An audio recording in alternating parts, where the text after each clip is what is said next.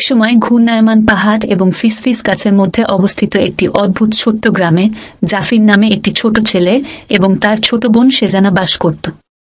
জাফির একটি কৌতূহলী ছেলে ছিল, সর্বদা অ্যাডভেঞ্চারের সন্ধান করত। যেখানে সেজানা ছিল নম্র এবং দয়ালু হৃদয়ের, তার এমন একটি হাসি ছিল যা অন্ধকারতম দিনগুলিকে আলোকিত করতে পারে। এক রৌদ্রোজ্জ্বল বিকেলে তারা যখন তৃণভূমির মধ্য দিয়ে ঘুরে বেড়াচ্ছিল, তখন জাফির একটি ঝোপের নিচে লুকানো একটি রহস্যময় বাক্সের সন্ধান পেয়েছিল। চোখে উত্তেজনার ঝিলিক নিয়ে সে অধীর আগ্রহে সেটা খুলল এবং চকচকে একটা সোনার চাবির সন্ধান পেল। জাফির বিস্মিত হয়ে বলল, আমি তো কল্পনাও করতে পারিনি। সেজানার সাবধানতার পরও জাফির তাকে চাবির গোপনীয়তা উন্মোচন করার সন্ধানে তার সাথে যোগ দিতে রাজি করালো। উঁচু উঁচু গাছপালা আর আঁকাবাঁকা পথ পেরিয়ে তারা মায়াবী বনের গভীরে ঢুকে পড়ল।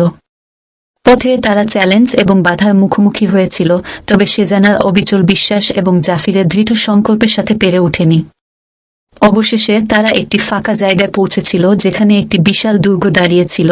এর সৌন্দর্য তাদের হৃদয়কে মুগ্ধ করেছিল। কাঁপা কাঁপা হাতে জাফির চাবিটা দুর্গের অলংকৃত দরজায় ঢুকিয়ে দিল এবং এক ক্লিকেই সেটা খুলে গেল, যা তাদের স্বপ্নের চেয়েও বড় একটা গুপ্তধন খুঁজে পেল।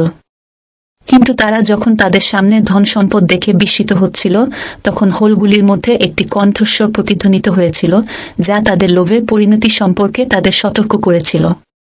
হঠাৎ ধনটি অদৃশ্য হয়ে গেল, তার জায়গায় কেবল একটি কাঠি রেখে গেল।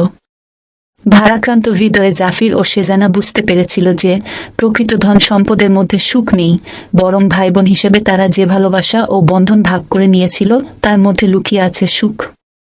হাতে হাত রেখে তারা বাড়ি ফিরে এসেছিল। আগের চেয়ে তারা আরও বেশি পরিমাণ দুইজনকে ভালোবাসতে লাগলো এবং জীবনের সহজ আনন্দগুলি খুঁজে পেল।